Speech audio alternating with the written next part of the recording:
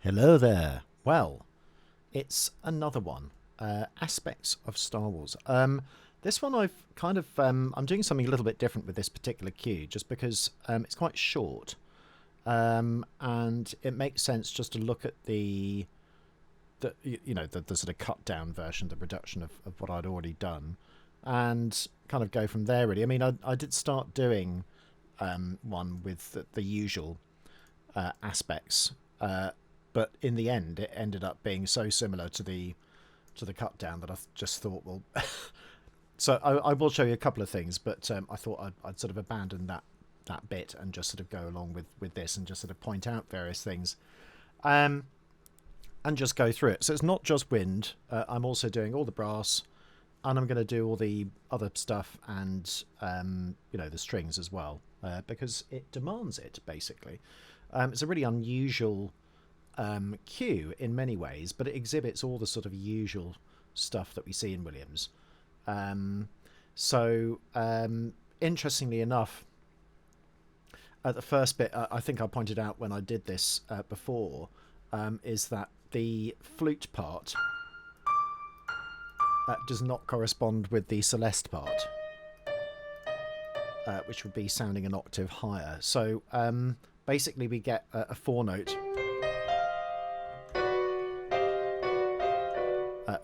chord at the beginning. So there's a slight discrepancy in it, and I don't know whether that was just an error that sort of crept into the recording session. They just kept it because it sounded good, and sometimes these sort of things can be quite fun. So interesting, the F is written as an E flat in the live to picture version, so you won't hear this sadly in the concert hall unless they've got my corrections, which I have sort of started disseminating to various conductors, so hopefully it will get in there. But it's also an F in the film version and on the complete score recording as well. So I've gone with the sound of it, even though it's sort of probably an error. But you never know with Williams. Sometimes he can do sort of various strange things. And I don't have access to the sketch, so I can't see whether it was a 4-note chord or a 3-note chord. Sadly, just not possible to do. However, the interesting thing is that with that in mind, we can see that the celeste is just playing normal triads, and incorporates this extra tone along with that sort of chordal sort of chord at the beginning, and of course at pitch you get this sort of really eerily weird type of effect, which is interesting. Along with that, in terms of what's going on, the highest sounding pitch is actually in the violin. So I did do a little bit of this for the next thing. So we've got sort of violin consordini. Some people call it a wire, which is quite funny. Basically it's a G high there, consord. So these are all below that violin sound, basically. And then we've got three horns with two of them. Horn 1 and 2 taking the top of the voice at that particular bit. I don't think I actually pointed that out, but I have got the score that I did for it, which is here. So we've got horns 1 and 2 there, and then the third one there. You could even have horn 1 and 3 and then the second one there, of course. Probably more likely because 1 and 3 are the high horns, and the 2 and 4 and the sort of low ones, although with 6 it's sometimes awkward to tell the difference. We've also got a chord right at the beginning as well, where it's a sort of usual, sort of very low sounding dark chord, where the third trombone presumably must be a bass trombone, I think. And this could have been the time before I had access to the two tubas, so that would be two tubas, in fact, not third trombone or even fourth trombone at that point. So 1, 2 bass trombone and a tuba there, I would have thought. That is that bit, and what's really interesting about this is that first section is fine. So there's little blend. The only blend we really have is the celeste and the flutes, which are at unison at this point. Then the next sounding pitch, so top line violins, next sounding thing is that going on, then the third line, as it were, is that, a sort of middling section, and then a low thing. And you'll notice that none of the other things have any doubling in them at all. So they're all separated out, and this is a type of what we call orchestral differentiation. So you have one idea in a completely different voice, which is not blended with anything else. That A is not present anywhere. And indeed, the bass line doesn't have any doubling in the tubas or the bassoons at that point either. And in fact, with this one, the doubling does come a bit later as we get into the cue. So by about sort of, bar 4 and then into 5 and 6, we have something slightly different. So the first thing to point out is what's unusual is that we have a bass line here along with another bass line. So we've got cellos and basses on this note. Sorry, F sharp. And then we also have trombone and tuba, or rather bass trombone and tuba. I think it could be probably bass trombone and tuba 1 and 2, or it could even be tuba 1 and 2. But either way, I mean, it wouldn't make a massive amount of difference. There's nothing unusual about that. What is really unusual is then what we have next, which is we have a dyad. So, Rise of Skywalker. So we have an interesting occasion here where we've got an F and an A, and then another F and an A, and that is separated out quite interestingly.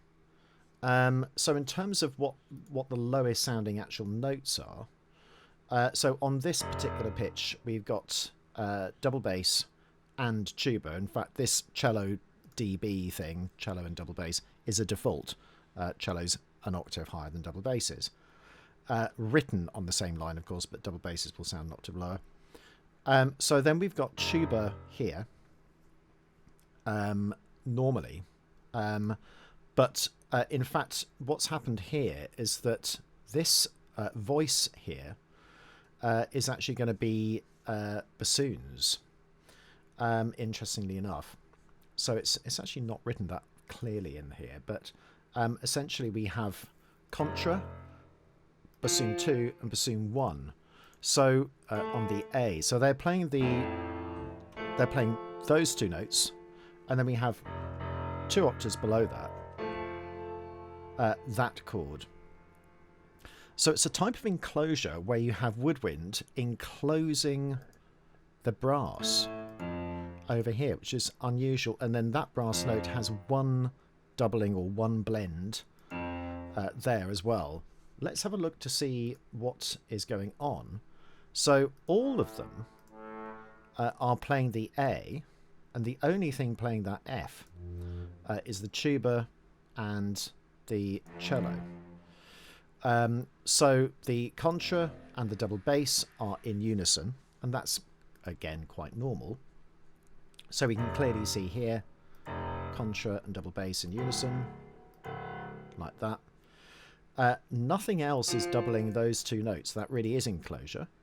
We've then got the cello and the tuba at that point. Cello and tuba. Let's go back to my other thing. Cello and tuba there, and then the A is just, well, all of the trombones. So it's an unusual sort of type of blend at that point.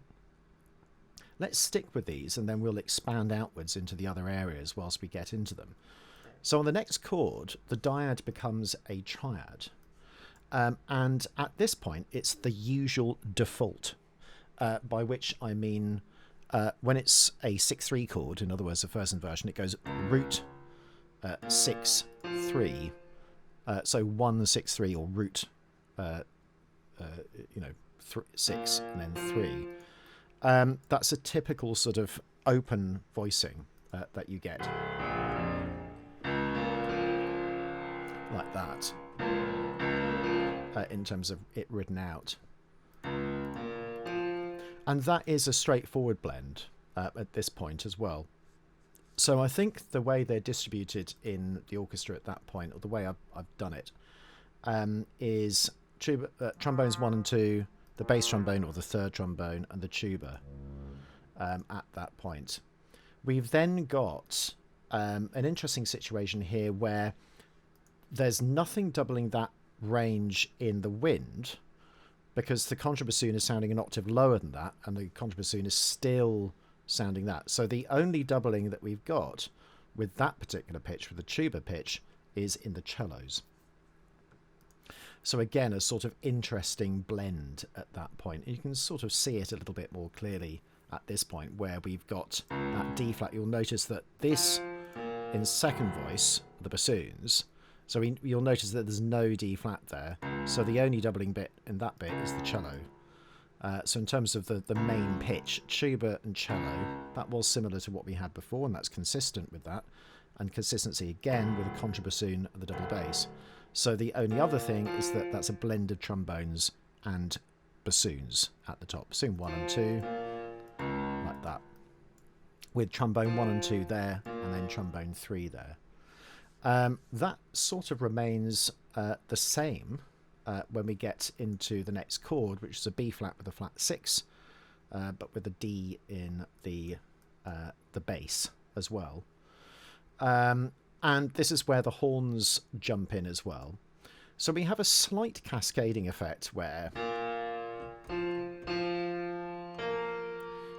there's unison for the first 2 beats, and then it divides on beats 3 and 4, where 1, 2, 3 horns sort of do the moving part, and 4, 5, and 6 stay on that F. It's the type of, imagine somebody putting a pedal down. That's basically the equivalent of what's going on. So with this one, we got bassoon 1 and trombone 1. We got bassoon 2 and trombone 2. It's a good sort of rule of thumb. Trombone 3 and 4, and then tuba, and then contra as well. Let's just do that, because I think that's what's going on. Let's just double check that with here.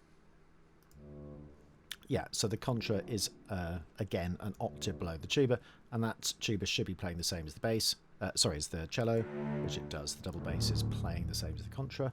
Absolutely, that is what we're looking for. Bassoon 1 and 2, trombone 1 and 2.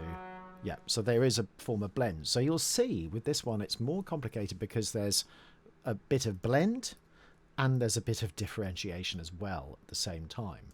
So you'll notice that there are no violins doing that line.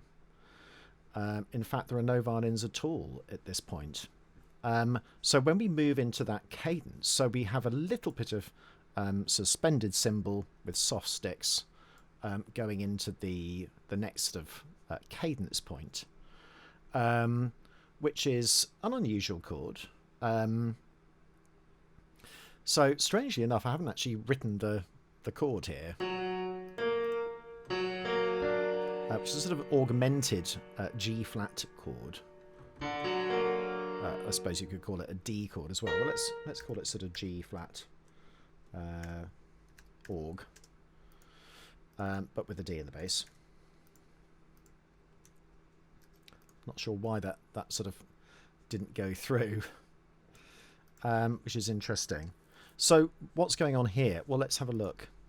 So in terms of sticking with these bass notes again, exactly the same as what we had before. Remember, that's going to be the tuba, and that's contra and double bass. There, the timpani just adds weight to it. And actually, interestingly enough, that timpani has a space in this bit here between the trombone 2 and the bassoon 2 and the low trombone or the bass trombone at that point. And you'll see there's a wide space here. So it sort of fills up that space. And even the cello is the one that's supporting the bass on the tuba. So the only time we had a different bass line was that when it is differentiated by different timbres. In other words, strings there, but then trombone, tuba 1, and it's only for a couple of beats, and then the bass line is the bass line. There are not 2 bass lines. It's amazing how many orchestrations I've seen where perhaps inexperienced composers write sort of 3 or 4 different bass lines. You wouldn't have 3 or 4 different bass guitarists in a band, so why would you do that with an orchestra? So with this particular bit, we then have our celeste and flutes, this time doing exactly the same notes and at unison. So the celeste would be written an octave below, but it sounds at the same pitch as well. Again, Al Woodbury, the typical sort of thing of flute 1, 3, 2, but these days it would just be flute 1, 2 and 3. It would be quite common to do that. So with the going into here, dyads are sort of quite easily separated, hall 1 and 2 and 3 at the top, 4 and 5 and 6 there. So you'll also notice that there's no D here. Sorry, that D, so a C, D4 basically, I think, that particular one. Yes, and also we'll also notice that in the harps there's no D at all. So again, it's a type of a way of differentiating notes where nothing is blending with that in terms of other string sections or certainly not brass or that sort of thing. We don't have any violins on there. There is a certain amount of woodwind and brass blend on that particular thing. The only bass notes that we have blended are those 2 notes as well, that D. And it gives a sort of rather magical sort of feel to it as well. Almost like a sort of, stars or debris sort of cascading outwards, sort of an oscillation. And that's helped along with this interesting harp bit as well. If I just play it on the piano, it sounds like this, which is a really unusual sort of chord, especially because there's no D in it. So it's really more of an E flat chord with a 6 and a 9 and a major 7 as well. So it's a sort of really unusual chord. I think I've called it harmonic major.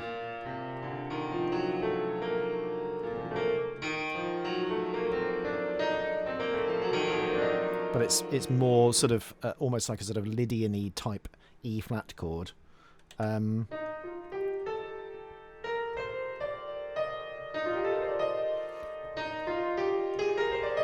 So that would be sort of E flat major. But then we have that. But the thing is that there's no D in it as well, so it's not even that. You could also call it sort of E flat bitonal with F major and E flat as well.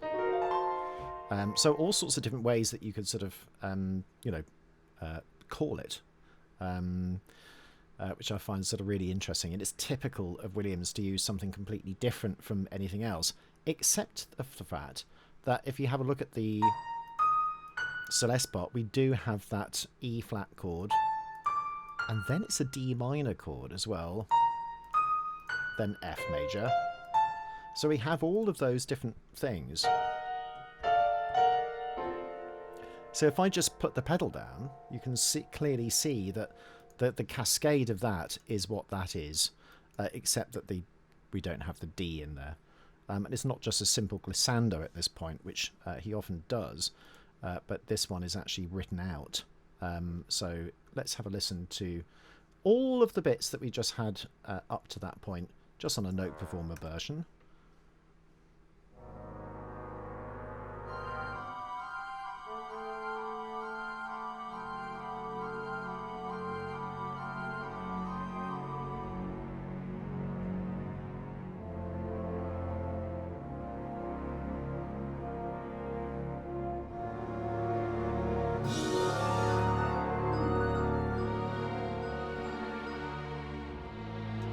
Yeah, and notice how the phrase is sort of elided with the strings coming in as well, but really, really effective, especially actually that little swell of little bit of suspended cymbal.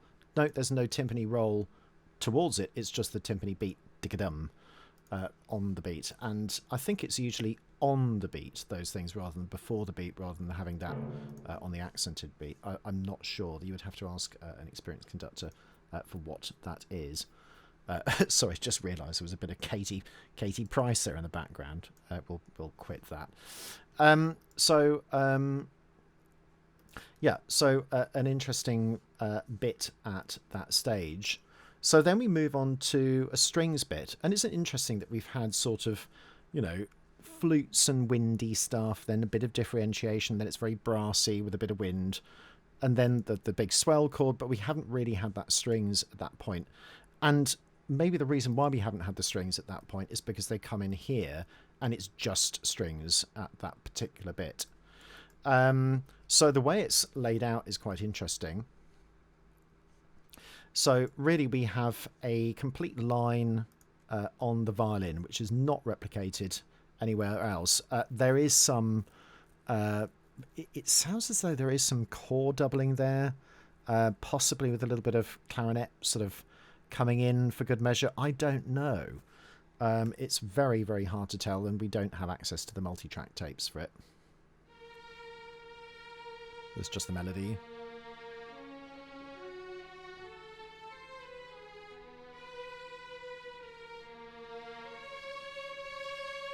And it's almost all sort of chord tones, with the occasional sort of, you know, you could argue whether it was a passing tone or actually part of a chord tone. Difficult to know, but we have this sort of type of flavour. Like that. And then it changes at that point. So there's a bit of a sort of cascade or a way of kind of expanding that sort of harmonic series, let's call it, the sort of hexatonic type of stuff.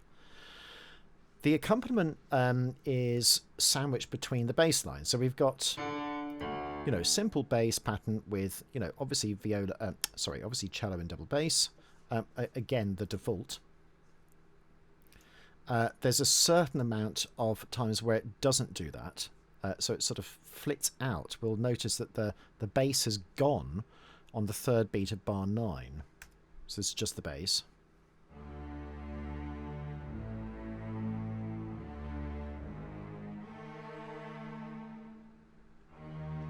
And it has a feeling of sort of, you know, not quite going with the darkness at that point. There's a sort of unusual chord at this point, which is this. Which just sounds like a sort of F7 chord in inversion. Like that. It's not a completely closed position because there's no F there. So the way it's spaced out, it's a typical way, and actually it's a really interesting thing of doing this because they do divide, and they share notes with one group. So we got violin 2A, so the first desk, or the outside players, the inside players playing the C, the outside players, the violas playing the same C, so that's doubled, so that'll have more players on it, and the F will have fewer players on it. But it doesn't ever seem to be a balance issue with all of these things. And of course then viola B is also cello A, the outside desk of that, and then the inside desk of the cello is playing the E flat. So they won't be the first thing that you'll hear, or that the audience will hear. But the way mics are placed, it will be sort of pretty much equidistant. In other words, the outside players would play the A, and those are the ones closest to you. So it might be that the A predominates that particular sound. But anyway, I mean, it's just one of those things. But I always find it fascinating how harmony is sort of, you know, done in Williams. So let's talk a little bit more about it. So we've got violin 2 violas, I think just on normal notes. So there's no divisi at that point. So we've got a unison and an octave doubling. So a Brahms, by which I mean that configuration is very, very common in Williams. So in other words, if you were to play that on the piano, you get this sort of idea. And I'm sure anybody who's played Brahms will know exactly what I mean. But you often get that sort of configuration. Thumb, third finger, fifth finger. and it's almost the same thing, sort of fifth finger, third thumb. And that is a very, very common way of Williams doing something, especially when he doesn't want the E flat there because of the D, and it would just simply destroy. Sorry, I've got that on a Celeste patch. Really annoying. Which bit do I want? I want this, really. So it's quite difficult to tell from here because, of course, I put that there. But I think that was just to try and make sure he knew what the melody was doing. So he doesn't have the E flat, even though it's been part of the chord, but he doesn't really want that to sound, because it will sound very harsh against the D and form a minor ninth. And he does tend to avoid those mostly. Not always, but he does tend to use that as an avoid pitch or an avoid chord, or avoid dyad, rather. Then we've got an unusual bit where you'll notice that the second violins and the first violins play the same note in unison, and then they cascade upwards, a little bit like what the horns did in this bit. So you have one note remaining, so it's a bit like the equivalent of putting a pedal on, very similar. So the harmony is just those two notes. And then we have a proper chord at that point, at this point.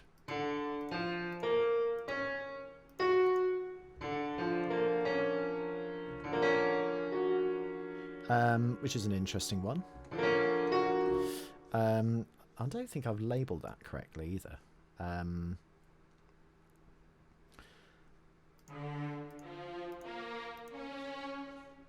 Because it sounds like a major minor to me. Whoops. I'm going to get rid of that now because that's just being really irritating.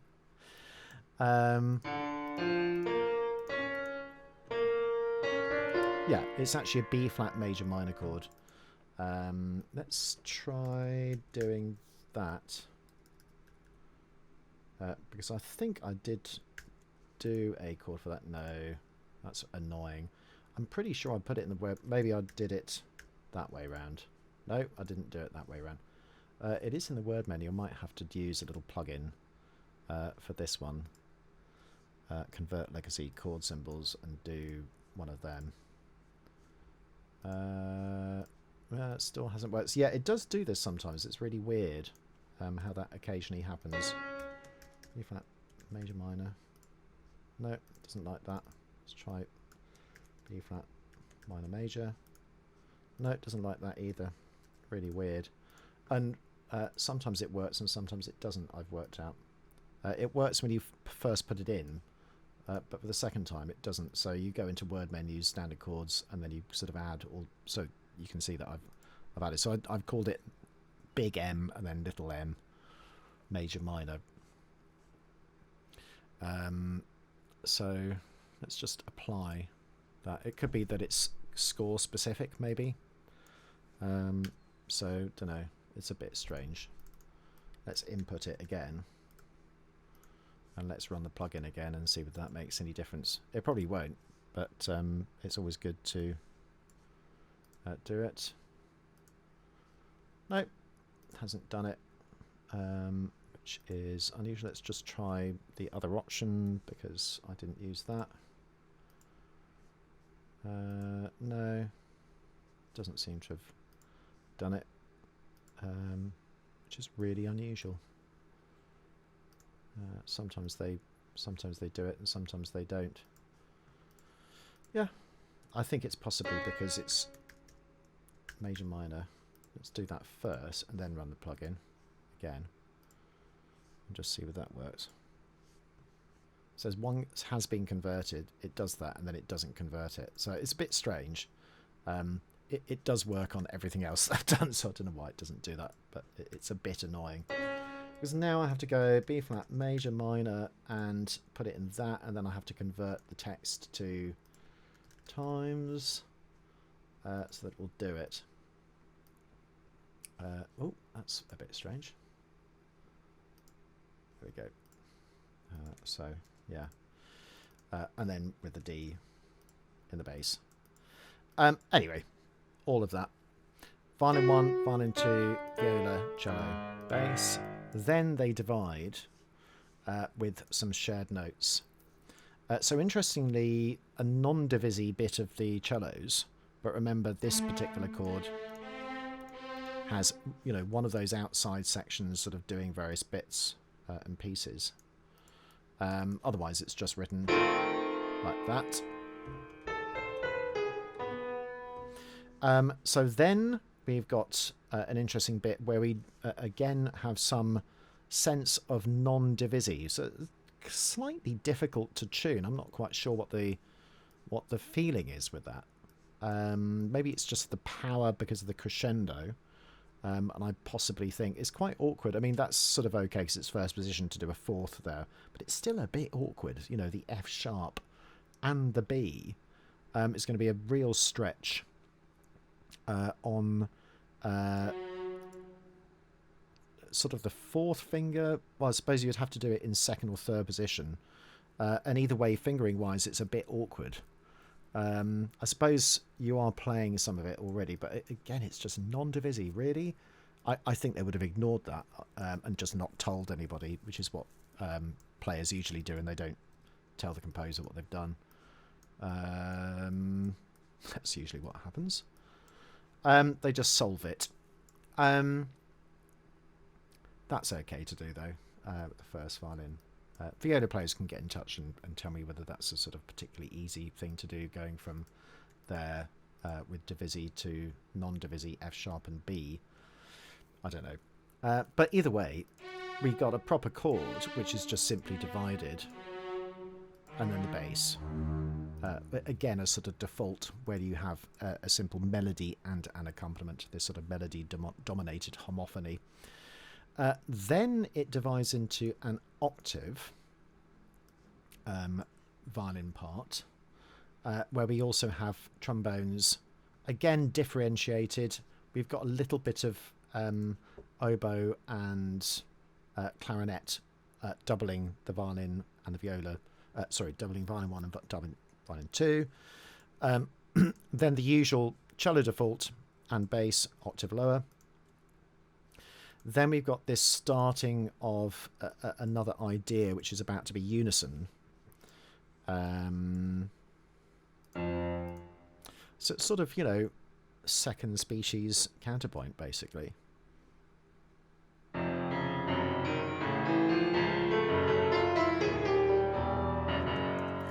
And it's always interesting talking about it. I mean, I probably covered this in other stuff as well. But in terms of, you know, what's concordant, what's discordant, that's a 6. That is a slight discord with a diminished seventh. But then it's on a weaker part of the beat than that one. Consonance. Consonance. Dissonance. And then I guess the way it's written is a dissonance, but actually it's just an F sharp and an A. So a consonance, dissonance, off the beat.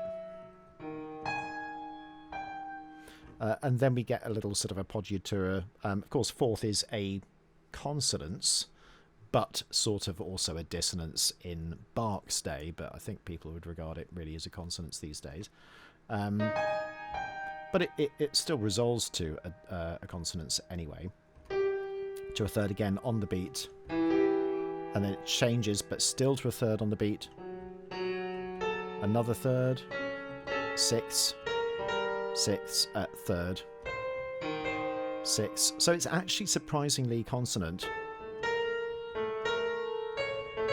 Another consonance, but again the way it's written makes it sound as though it's not, and then it does get very gnarly at that point. We've got sort of all sorts of really weird chords, so just playing them on the piano.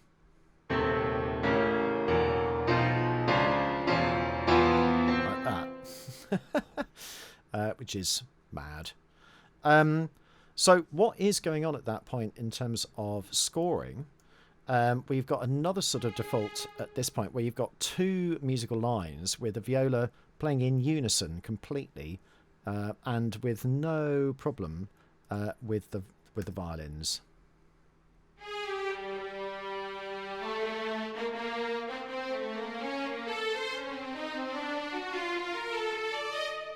So, of course, these days that's quite common. In the Viennese school, actually it would be more common for the viola to double the cello and the basses, which I always find really weird these days.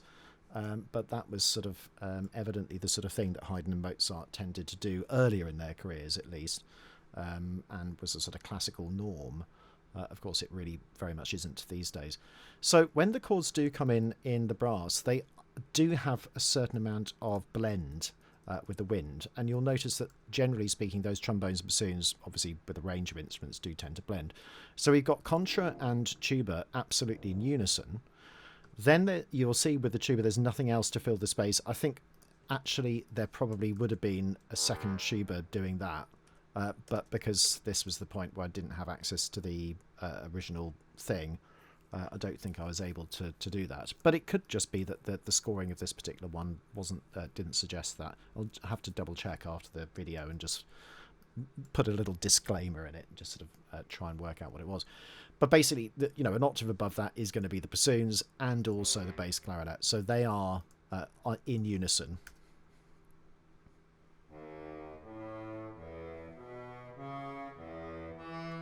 And really, I should just change that bass clarinet to... Oh, that's an interesting one. If you get that, just go to music text and cancel it and just do that. And I'll put a bass clef at the beginning because we're in C at the moment. Otherwise, it just looks really weird.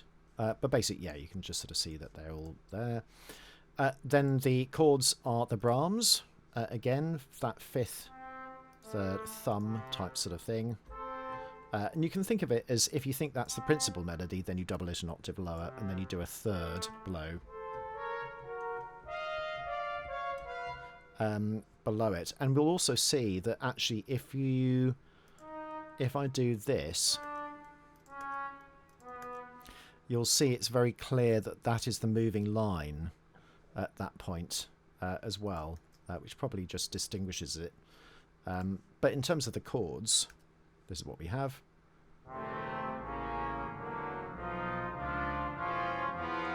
What an amazing sort of chord progression. And I'm sure I did quite a lot of this at the time, sort of A dim with an E flat. And then we've got sort of, a 3-3. I don't know what to call a 3-3. Like that. It doesn't really have a name apart from just 3-3. Sort of D augmented 9 with an E. And then we've got sort of C flat with an F dim. Or F half dim. Then another 3-3. Like that. And then a D minor 6-9 over an E. Like that. Really, really weird. All sorts of different things. But basically, the violin is mostly chord tones.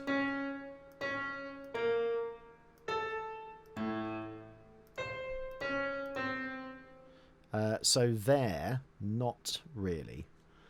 So in that point, it actually diverges completely away from any of the prevailing harmony.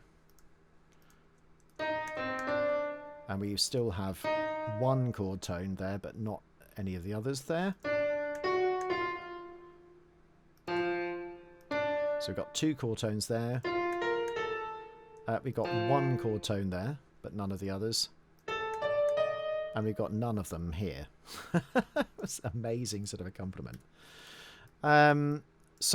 But melody, just in the violins, that's not replicated anywhere else. Let's double check that I've got that right. Yep, there's nothing else in the clarinets or anything like that. We've got bass line, bom, ba-dum, bom, which is just a moving version of the thing in green. So here, anticipation note, anticipation note again, C sharp. So it is the same bass line, except that it just moves a little bit more, and we just have those sort of almost like pedal tone types of sound. So a bass line, a melody, and the harmony. So the only blend is in the, you know, we've got winds and basically in the bass line is the blend. Everything else, the harmony, is not blended with anything else. And this is an example of orchestral differentiation. So different things playing different roles, melody role, or the harmonic role, or the bass role. So the only blend is the bass role. So then we have a really interesting bit, which is this sort of octatonic section here.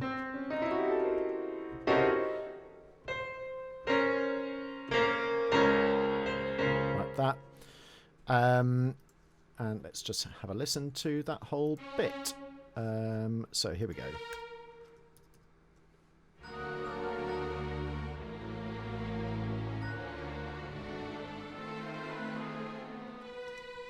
I think that was an offshoot because I misplaced where that was. So let's just go from here.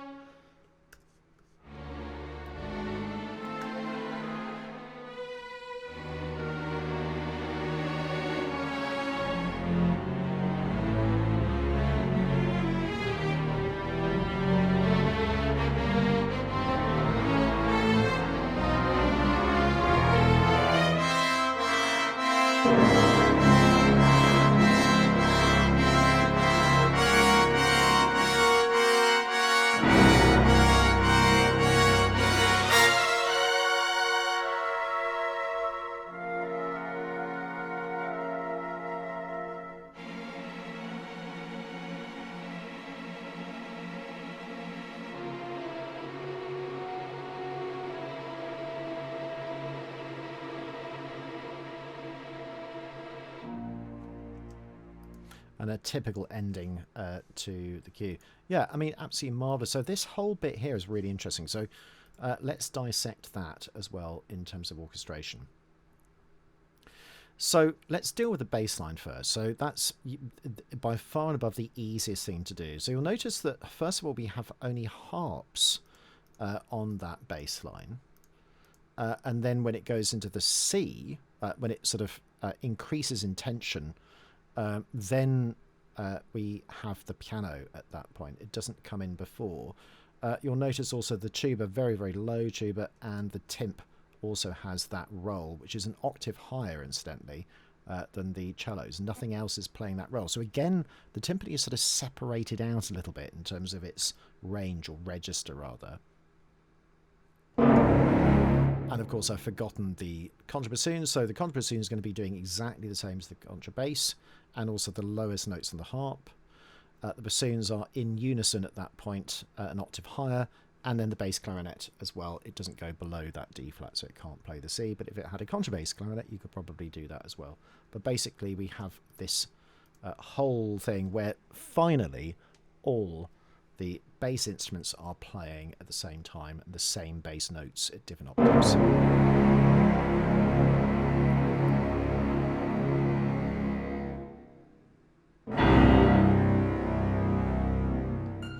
And of course that piano would be playing on. For some reason it doesn't. I don't know why. It's just one of those things. In fact, what I could do is just, sometimes what I do is just put a little pedal thing doing that, and then I just hide it. And just...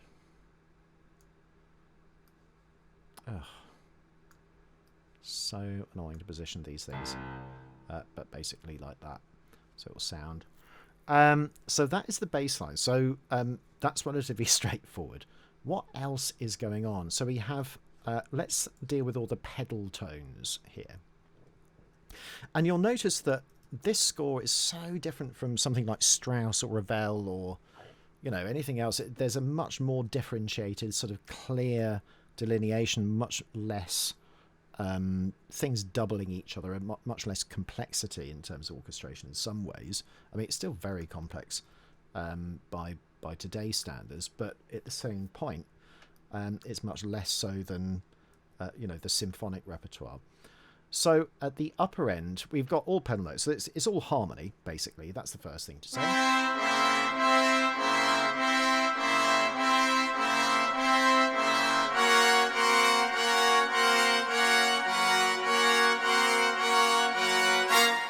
Like that.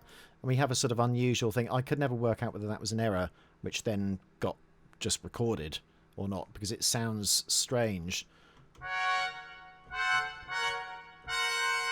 Really, would it not be a B flat and a C instead of a B natural?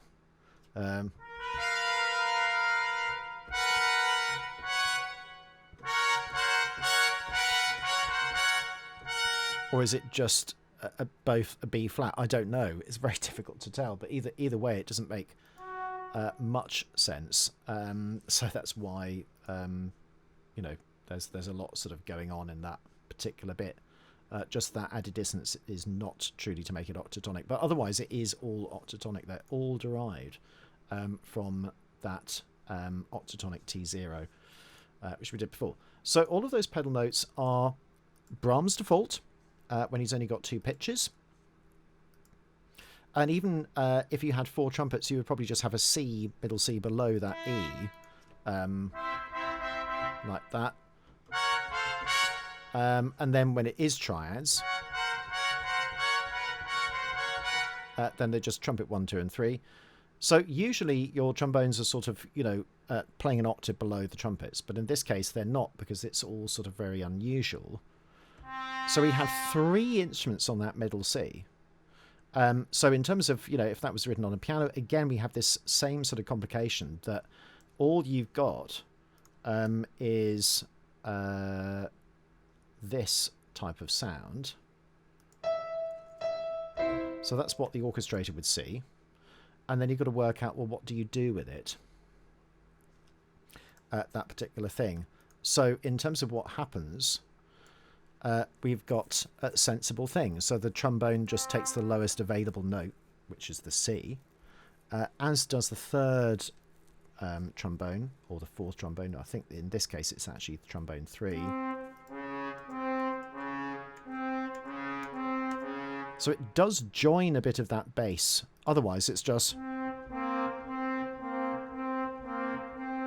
like that. That's basically what you're getting. So we have a, you know, a 3-note chord. That D flat is a bit almost like a sort of an add-on, but basically it's just anticipating whatever the bass is about to do, which is the D flat. So let's not worry too much about that roll.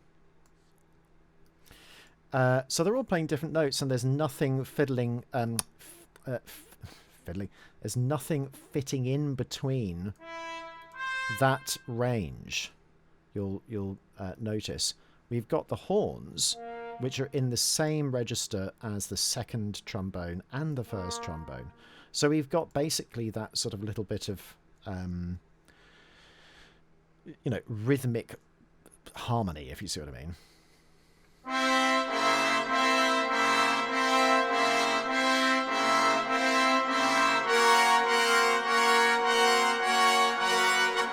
And if I was being good, I would have done a sort of C104 command like that with 3, and then I don't know whether it will work. Sometimes it works and sometimes it doesn't, which I find a bit strange. It should give me a sort of, you know, 3. Yeah, that's a little bit better actually. So let's put that again.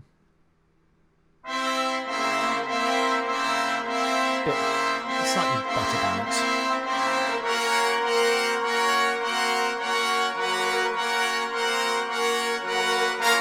Yeah. So yeah, pedal notes, and then the roll slightly changes, so it's almost a melodic roll at that point. Boom, ba-dum. It's just the melody's very, very simple, and really it's just a big pedal B flat, whereas these move slightly more. So they're playing the same notes at this point. So this is the other form of trombone trumpet default, where trombones are replicating exactly what trumpets 1, 2, and 3 are doing, but an octave lower. It's difficult to tell because those are written in sharps and these are written in flats for some reason. I'm not quite sure why, but maybe it's just my error. But if you listen here, they're just doubling up.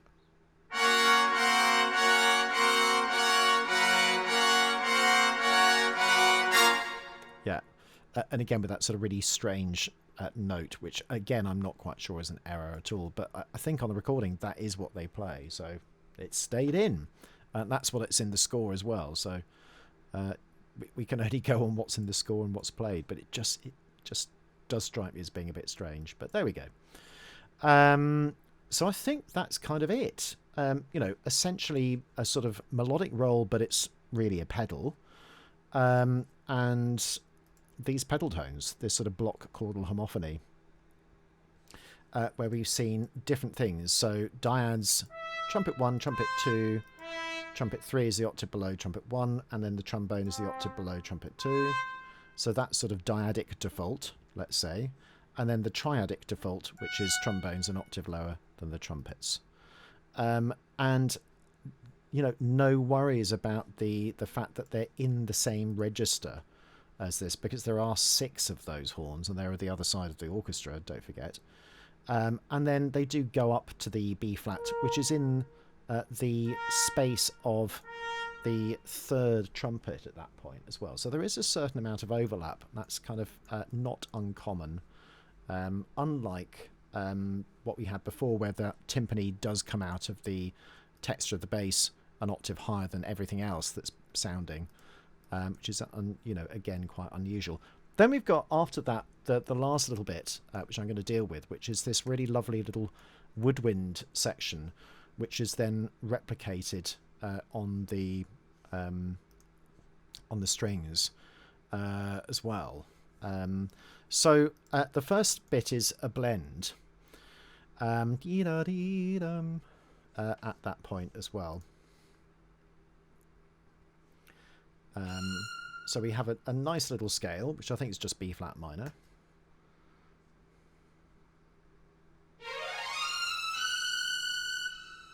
Yeah. So that swell has suspended cymbal, big harp gliss, I haven't bothered writing the gliss in, and then a B flat, 11, basically. And there's always a scale below. It's quite a sort of standard thing for Williams. Sometimes it's much more complicated than that. Basically, that's swell. We don't even have the flutes there because, of course, they're playing a harmonic roll, not a melodic roll at that point. So there's no reason to join the melody. Yeah, and you can hear the sort of swish of that sort of suspended cymbal, and the fact that the harp would sort of ring out as well. So at that point, we have a little bit of an attack from the brass. So if I just go a bit before, just stop. Yeah, almost like a sort of stabbing effect at that point. So what is happening here? Well, let's have a look. I've done it all for you. So it's interesting that is playing the E natural, but that doesn't. So it's a form of sort of mild heterophony. But then the wind do exactly what the strings did at that point, and then we have a sort of interesting sort of bit of blend at that point. So flute and oboe are doing those notes. Flute 3 in the core are doing that note, because we only have 2 oboe. Well, 1 oboe, 1 core, basically 2 oboe players, are doing the second note down. The third voice is clarinet 1 and then clarinet 2. So again, just stacked. When it does this, when it goes into other notes here, and I have kind of replicated these, but actually they're all here. That's flute 1, oboe and celeste. By the way, celeste at pitch as well, so it's in unison. Flute 2 and clarinet 1 at this point, so we don't have the oboe sound at that bit. We then have the flute 3 and the cor anglais, so we then have a bit of this interlocking idea. Flute 3 in the core, because that's a good register for it to be in. Then clarinet 2, and then the last of them, which is bassoon 1, and then bass clarinet, and then bassoon 2. A nice blended sound on that chord. Let's have a listen to it.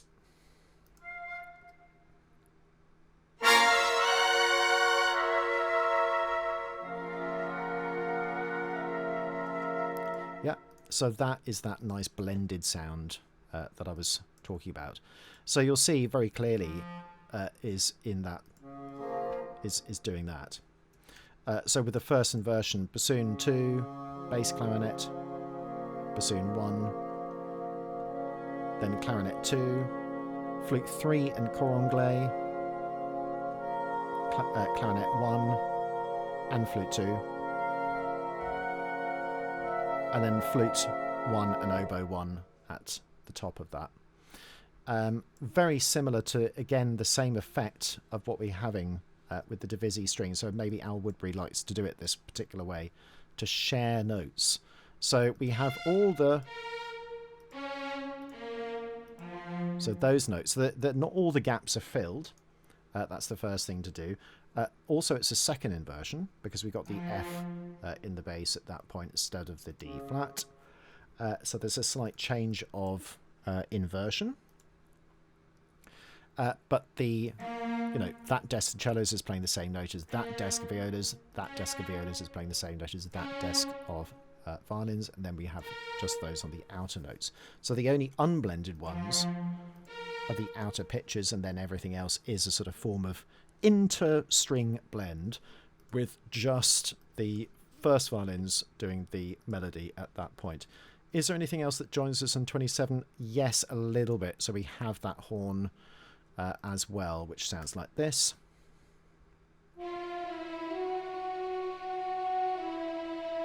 Like that. Howard Shaw would be really proud of that. So we're going through the different instruments of the orchestra, and then just the bass. Yeah. And then a nice little sort of plonk, basically, harp going with that cello and bass default as well, right at the very end. So I think it's a really interesting cue because there's so much in it that we've been able to look at and kind of dissect. But I've stuck with the same, little breakdown that I did before, because actually it's quite helpful to see what all the chords are as well, on top of everything else, and to sort of see that breakdown. But that's often why I tend to do slightly extended reductions, because I think it's helpful when you're an orchestrator to kind of see exactly what's going on, that there is a lot of unison blends. There are very few doubling blends in terms of octave doubling. There's a little bit there. I think there's one bit in the strings here, but basically otherwise that doesn't happen. Otherwise they're in unison. So yeah, yes, nothing doubling that actual pitch at that point. The octave lower is the flute. So yes, that is the sound of Alderaan dying, sadly. But what an amazing little cue, and I think there's just it typifies what's really interesting about the orchestration that gets done for these films. And it's not just Herb Spencer; it is other people like Al Woodbury and Angela Morley occasionally, who comes in right at the end, and various others as well. So Arthur Morton, I think, was the other one with this particular film. So again, I hope you've enjoyed that sort of discussion today. It's quite a long one, really. It's almost an hour long, but I think it warranted it. But isn't it amazing that we can talk for an hour on only whatever it is, about 20, 30 bars of music? I always think it's sort of rather interesting that is the case. But anyway, I hope you enjoyed it, and I will see you again very soon. Bye for now.